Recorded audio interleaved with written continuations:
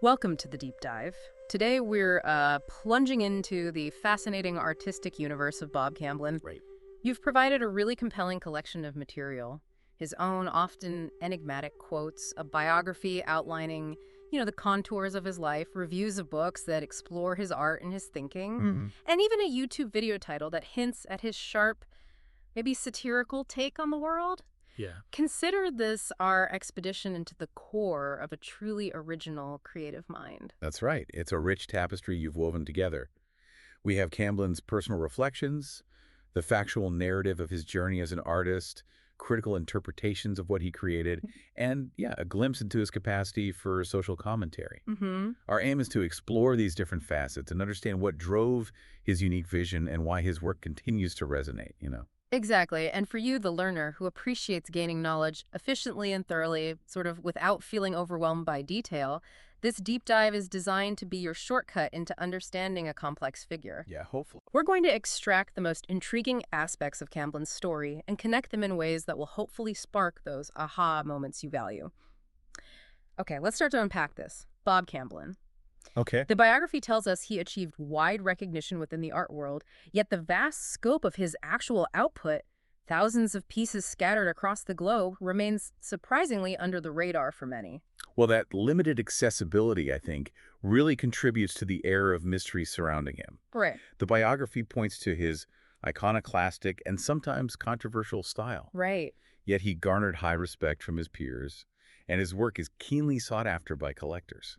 It's this interesting tension, isn't it? Yeah, between broad acknowledgement and the relative scarcity of seeing his art publicly, it sets an intriguing stage for understanding his unique place in the art world. Absolutely. And it wasn't just one avenue of expression for Camblin. He worked in oils, acrylics, watercolors, drawings, prints, even painted paper. Wow. It suggests a restless creative spirit constantly seeking new ways to manifest his ideas. And the fact that his pieces are so quickly acquired, often at significant prices whenever they surface, really emphasizes the enduring demand and almost legendary status he attained within certain circles. Building on that, this speaks to the enduring power of a singular artistic vision, right? Mm. And the lasting impact an artist can have even without a constant, easily available presence in the commercial art market. Yeah. The desire for his work suggests it connected deeply with those who encountered it. Let's delve into his origins.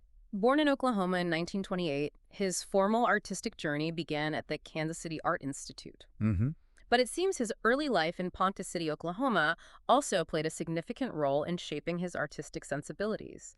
We hear about the Marland Estate, Oh, yeah? a grand symbol of the oil boom era's opulence, and the Pioneer Woman statue, both of which apparently subtly weave their way into his work. Interesting. Sometimes with his mother's initials, VV, discreetly incorporated. Huh. And get this, Venice held a special place for him. He considered it his Emerald City, a real-world Oz that clearly ignited his imagination. That's a crucial observation. How these seemingly diverse early influences the grandeur of the Marland estate, the symbolic weight to the pioneer woman, and the almost mythical allure of Venice likely shaped his visual language and his unique way of perceiving the world. Totally. The biography even mentions The Wizard of Oz as a film that captivated him, hinting at a lifelong fascination with the imaginative and maybe the slightly surreal. And his influences weren't just visual or grand in scale. He was also drawn to the simplicity and profound observations found in the writings of Ralph Waldo Emerson, the ancient wisdom of the I Ching. Right. And the concise beauty of Japanese haiku and haiga, that's quite a spectrum of inspiration, from societal structures to quiet introspection. That really highlights the breadth of his intellectual and artistic curiosity. The connection to Emerson and Eastern philosophies suggests a mind constantly seeking deeper meaning and interconnectedness, even within the seemingly mundane aspects of life. We also learn about his significant Fulbright scholarship that took him to Italy, Oh, yeah. a period where he was profoundly influenced by the European grandmasters. He spent time in the Uffizi Gallery, absorbing centuries of artistic achievement, but also, quite strikingly, visited the Catacombe dei Cappuccini, the Capuchin catacombs, with their rather arresting mummies. Wow, yeah, that's a powerful juxtaposition, isn't it? Artistic ideals and the stark reality of mortality for a young artist to encounter. Definitely. Absolutely. The stark contrast between the classical beauty of the Uffizi and the, well, visceral reality of the catacombs likely had a lasting impact on his artistic sensibilities, perhaps contributing to that blend of beauty and maybe a touch of the unsettling that some critics would later identify in his work. Makes sense, and it seems he valued deep connections. His friendship with Forrest Harrisberger spanned an incredible 66 years, Wow. starting with what they described as good vibes in a high school art class and rekindling after their military service. They even spent time sketching the California coastline together. That speaks to a significant bond. It really does. This enduring friendship underscores the importance of personal relationships in an artist's life and how shared experiences can fuel creative exploration. Their continued connection, even through significant life changes, suggests a deep mutual understanding and artistic kinship. Before his more nomadic period, Camblin established a significant teaching career, holding positions at various universities: Ringling, University of Illinois, Detroit, Utah, Rice. Oh, wirelessist. But then, in 1976, he made a rather radical decision. He left academia to dedicate himself fully to his art, embracing a more nomadic existence. That's a considerable leap of faith, wouldn't you say? It certainly was a huge leap. This decision signals a profound commitment to his artistic calling, a willingness to forego the relative security of an academic career for the unbridled freedom to explore his creativity on his own terms. Right. After years of shaping young minds in the academic world, it seems a deep-seated desire for artistic freedom and first-hand experience ultimately led to his radical decision to embrace a nomadic existence. And he sustained these travels to Italy, France, Ireland, Mexico, the South Pacific, through the sales of his art and commissions. Amazing. Imagine the sheer wealth of experiences and observations that must have fueled his prolific artistic output during those years. Indeed. His nomadic existence likely exposed him to an incredible array of visual and cultural stimuli, which undoubtedly enriched his artistic vision and broadened the scope of his creative explorations. The biography mentions his artistic philosophy, that art should communicate directly with the viewer's soul, eliciting emotion and contemplation without the need for extensive interpretation. And the fact that facsimiles of his original manuscripts were made available suggests a desire for a more personal connection with his intentions, almost bypassing the traditional role of the critic. Yeah, that aligns with the idea of art as a direct visceral experience, something that resonates on an emotional and intuitive level, rather than solely an intellectual one. Right. The manuscripts offer a raw, unfiltered glimpse into his creative process and his thinking. Now, let's consider how his work was received by the art world. Early on, we see references to social protest themes in his art, Ah. characterized by bold outlines and flat areas of color, a style that combined what's described as social realism, where everyday life, often with a critical edge, is depicted with non-objectivity, meaning elements that don't represent recognizable figures or objects. That sounds like a potent way to convey a message. It suggests an early engagement with the social and political issues of his time, utilizing a distinctive visual language to articulate his perspectives.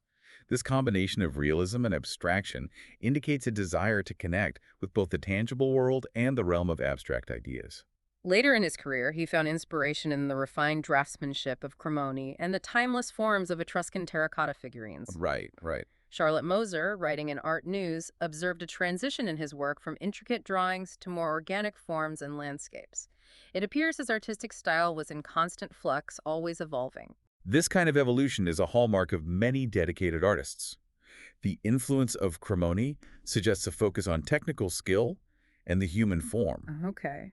while the subsequent shift towards organic forms and landscapes could reflect his experiences during his nomadic period and a growing engagement with the natural world. So these weren't just abstract shapes. No, reviews suggest they often hinted at natural landscapes or biological forms, reflecting perhaps his increased connection to the physical world during his travels. I see.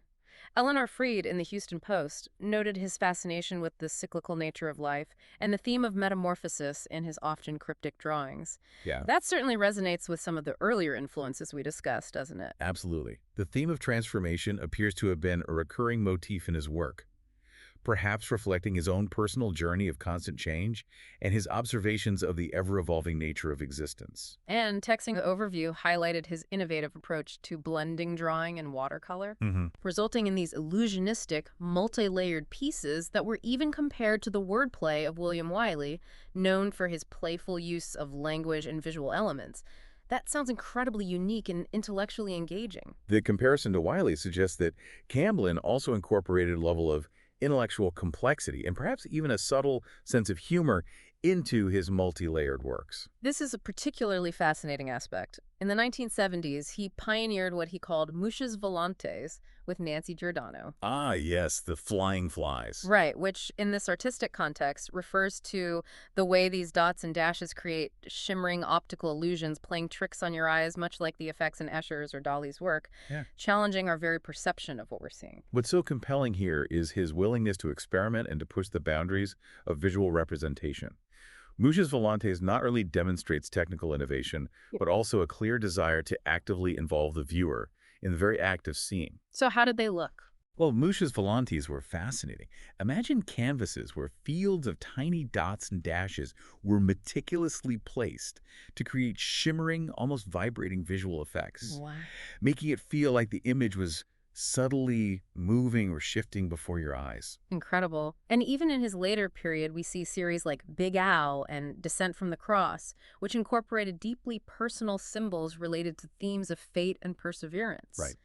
It suggests that his art, even when abstract or playing with perception, remained deeply connected to his own internal world. These later series indicate a continued exploration of profound human themes, filtered through his own unique symbolic vocabulary. The references to fate and perseverance hint at a personal grappling with life's inevitable challenges and the enduring strength of the human spirit. Now let's talk about his collaborative spirit. It seems Camblin was a strong believer in the power of working with other artists, particularly during his time in Houston, starting in 1969 with Earl Staley and Joe Tate. They even formed a collaborative group known as B&E Productions and organized these events that really challenged conventional notions of what art could be. This collaborative aspect is really significant. Mhm. B&E production sounds like a vibrant and experimental environment where artists could push each other creatively and explore new forms of expression outside the more traditional gallery system. And here's a really key aspect of his artistic philosophy: the deliberate submerging of the individual ego. Yeah, it's striking. He frequently signed his work anonymous or anonymous artists. In the often ego-driven art world, that's quite a radical It stance. really is. This wasn't just about humility. It's a powerful statement against the cult of personality so prevalent in the art world. Yeah. By removing the individual signature, Camblin forces the viewer to engage solely with the work itself, Right. prompting us to question the value we place on the artist's name versus the art's inherent merit. It certainly is. This emphasis on anonymity speaks volumes about his values, prioritizing the artwork and the collective creative energy over individual fame or recognition. It really challenges the traditional romantic ideal of the solitary artistic genius. They even shared a studio space off Montrose and put on unconventional shows with intriguing titles like Tattoo Show. Mhm. And later, under the banner of the holding firm with Staley and Tate, they rented a house and undertook all sorts of unpermitted renovations, Oh boy. leading to collaborative drawings and paintings with wonderfully evocative titles like Joe Tate's Backyard and The Camping Show. It paints a picture of a really fertile and perhaps slightly chaotic period of artistic exploration. It does indeed paint a picture of a dynamic artistic community, where experimentation and a playful disregard for convention fostered a unique and potent creative energy. These collaborative endeavors really blurred the lines between art and everyday life. The relationship with Earl Staley appears to have been particularly important. We hear that Staley actually learned to draw and paint under Camblin's guidance, Ah, interesting. and they remained lifelong friends. That kind of mentorship and enduring bond speaks volumes about Camblin's character. It highlights Camblin's generosity as an artist and the lasting impact he had on those around him. The fact that Staley considered him a mentor throughout his life underscores the depth of their artistic connection. But it wasn't always smooth sailing in the art game. Camblin apparently had a rather complex relationship with art galleries and museums, Well, often questioning their curatorial practices and, on occasion, even refusing payment for his work. He clearly operated according to a strong set of principles. yeah, this suggests a critical perspective on the commercial aspects of the art world and a deep commitment to his own artistic values, even if it meant challenging the established norms. That's a crucial observation. He seems to have prioritized the integrity of his work and his artistic vision above the more transactional aspects of the art market. Yeah. Ultimately, it seems that good work and a sense of personal faith served as his stabilizing forces. And he had this really interesting concept of transforming stumbling blocks into stepping stones. Hmm. a philosophy he often represented visually through jars of water in his paintings. That's a powerful metaphor for resilience and growth. It really is. Can you elaborate on that jar image? Sure. This idea of turning stumbling blocks into stepping stones, represented by those jars of water in his paintings, is a powerful visual metaphor. Imagine a jar filled with murky water. If you let it sit, the sediment settles and clarity emerges. Ah, okay. It's like saying that challenges, when faced with patience and reflection, can lead to new understanding and growth. It speaks to his optimistic and pragmatic approach to facing difficulties. Viewing them not as insurmountable obstacles, but as potential opportunities for learning and development. Exactly. The image of the jar allowing clarity to emerge is a beautiful representation of this philosophy. Now let's look at some of the recurring themes that appear throughout his body of work. Metamorphosis, the cycle of life encompassing birth, death, and regeneration, myths and legends, masks, and scarecrows. Right, the scarecrows. The scarecrow imagery was apparently inspired by Günter Grass's novel Dog Years, representing this loosely Germanic idea of hastening the arrival of spring and renewal. These recurring themes reveal a deep engagement with fundamental aspects of human existence in the natural world. The scarecrow image, particularly its connection to renewal, suggests a cyclical view of both life and the artistic process. And these scarecrow drawings often incorporated written descriptions that functioned almost as disguises or clues, Uh-huh. an approach influenced by Tom Wolfe's The Painted Word, which famously questioned the primacy of text in understanding art. So in Camblin's work, the text wasn't necessarily explaining the image, it was integral to the puzzle itself. Exactly. The text becomes another layer of meaning within the artwork, challenging the viewer to look beyond the purely visual and engage with the piece on a more conceptual level. It really blurs the traditional distinctions between text and image. We also learned that his drawings weren't defined by a conventional light source, but rather by a sense of movement created through crosshatching. They often included what he called data problems, which sound like intentional codes or visual traps designed to make the viewer pause and reconsider what they were seeing.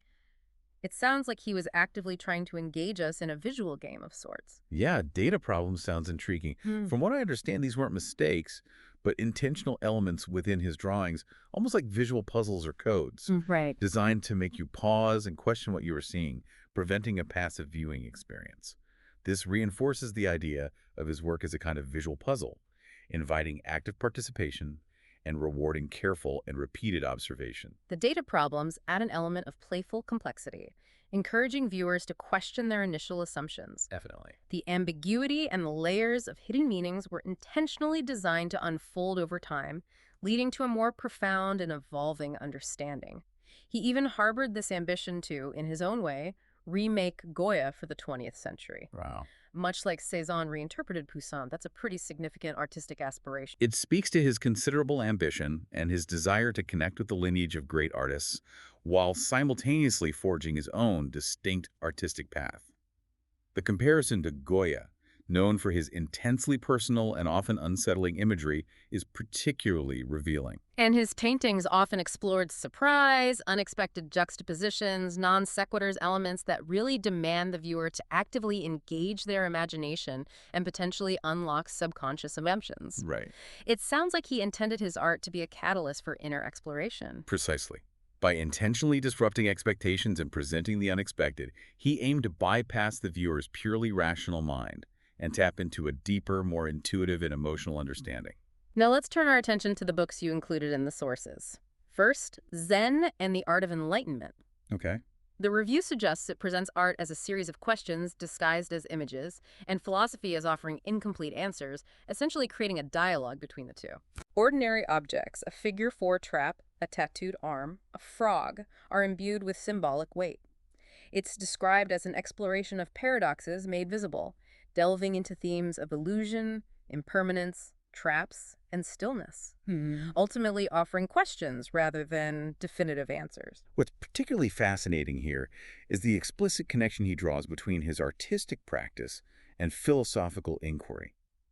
The book sounds like an invitation to really contemplate the deeper meanings that can be found within the everyday world, Mhm. using his artwork as a springboard for reflection on fundamental aspects of the human experience.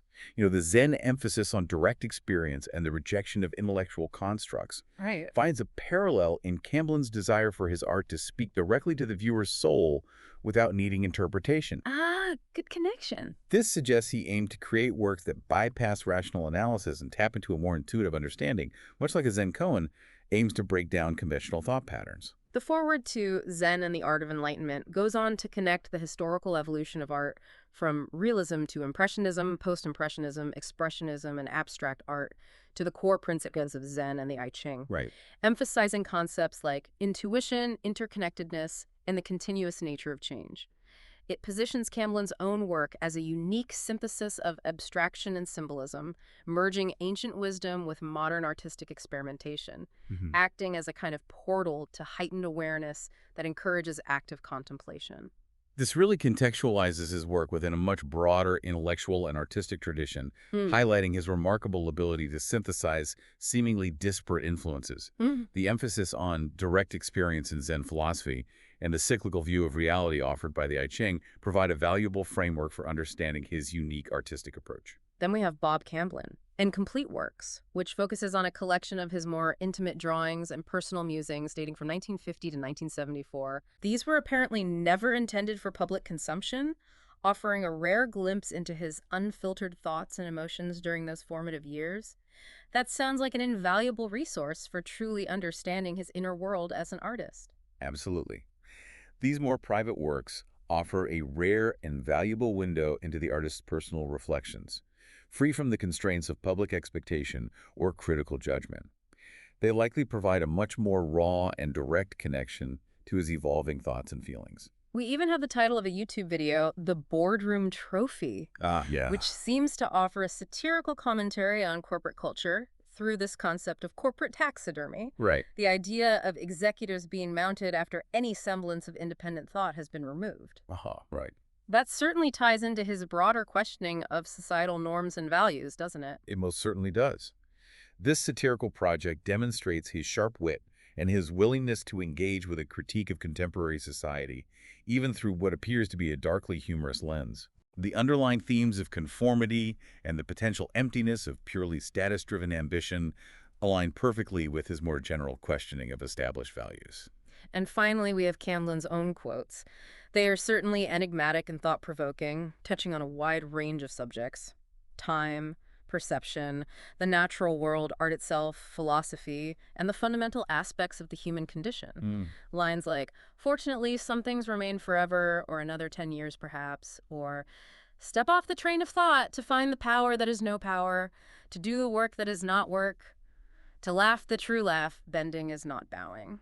They Wow. really do make you pause and contemplate. Yeah, his quotes are like miniature Zen koans themselves, offering glimpses into his unique way of seeing the world and challenging conventional thinking.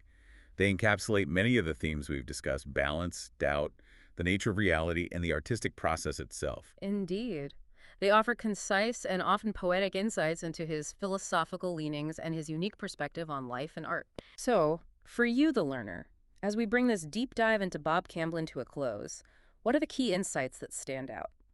Hopefully, you've gained a deeper appreciation for his multifaceted artistic journey, the philosophical underpinnings of his work, and his truly distinctive way of perceiving the world around him. Yeah. His art really encourages us to question our assumptions, to look beyond the superficial, and to discover meaning within ambiguity. So for you, the learner, this highlights. You can see how this might have influenced. Thinking from your perspective, this suggests. Absolutely. Camblin's art invites a sustained and thoughtful engagement, a willingness to embrace complexity and paradox rather than seeking easy answers. It serves as a potent reminder that true understanding often emerges not from definitive conclusions, but from the ongoing process of careful contemplation. And of course, the life and art of Bob Camblin leave us with a number of intriguing, lingering questions. Always more questions. Right. What specific personal experiences might have propelled his dramatic shift to a nomadic existence? In what ways did his various collaborations truly shape his individual artistic voice and vision? And what about those enigmatic data problems embedded in his drawings? What potential secrets or insights might they still hold for us? Exploring his actual artwork firsthand, should you ever have the opportunity, would undoubtedly deepen your understanding and appreciation even further. These are excellent avenues for further exploration. His life was clearly as unconventional and multifaceted as his art, and delving into the specifics of his visual work would undoubtedly offer even richer insights into his unique and compelling vision. So here's a final thought for you to ponder.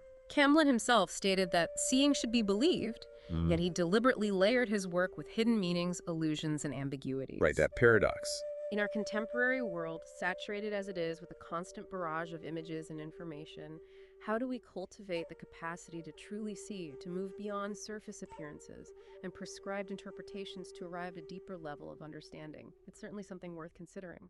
Thanks for joining us on this deep dive.